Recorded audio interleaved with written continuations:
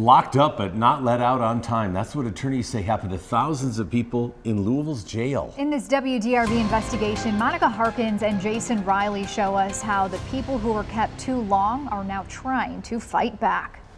Take those documents, you're going to get out of jail, have no contact with them, and do not carry a weapon. Yes, sir. Betty Melloan's instructions: take the documents, get out of jail, and come back for sentencing. But it turned out it wasn't that simple. Instead, when the 73-year-old was taken back to Louisville's jail, she wasn't released. She spent another night on the floor of the jail. Melloan later would testify, "I was there the rest of the day and night until a guard that took me to court saw me and said, 'Why in the world are you still here?'" Had it not been for that guard, there's no telling how long Betty would have been in that jail. Released, but not let out. Attorney Greg Belsley says Melloan is one of thousands forced to stay past their release date for hours, even days. This wasn't just a few people complaining about over-detentions at the Louisville jail, that there were hundreds. Now we've discovered thousands. A federal case was filed back in 2017 against the city and the Louisville Metro Department of Corrections. How do you get a day back of your life? You can't. 4 years later, the court confirmed there was enough evidence to move forward as a class action lawsuit. This person goes out and they go home to their families at this point.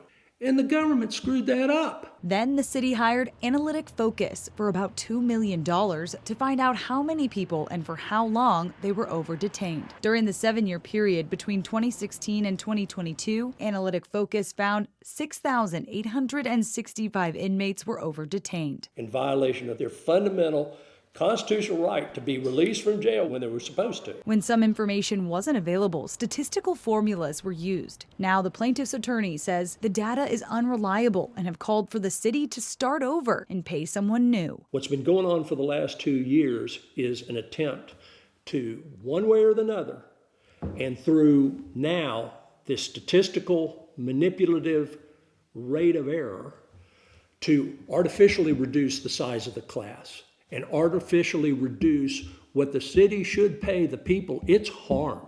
In response, the city says Analytic Focus did its job and, quote, "only upon learning that the number of detentions was less than what they had projected did they raise concern with the court." The city also says if they want to hire someone new, the city shouldn't have to pay for it. Meanwhile, at the jail, despite the previous director acknowledging the problem, reforms on the outdated, handwritten record system didn't come until a change of leadership in 2022. Cared enough to put somebody who cared in charge of trying to fix the problem and take it seriously. Hi, my name is Manay Martirosyan. I have been with Metro Corrections for the past 18 years. Director Jerry Collins appointed Martirosyan to try and reduce the amount of inmates detained past their release. From July 2022 to December of 2023, she streamlined the process, cut out middlemen, and offered incentives to employees for error-free months. And on September 22 of this year, the jail launched its digital filing system, Jail Tracker, to try and better keep track of inmates set for release, like Betty Melloan. Justice moves too damn slowly. With criminal justice reporter Jason Riley and photojournalist Emily Evans, Monica Harkins, WDRB News. If you have information about this story or another issue you think the WDRB Investigates team should look into, email us at investigate@wdrb.com.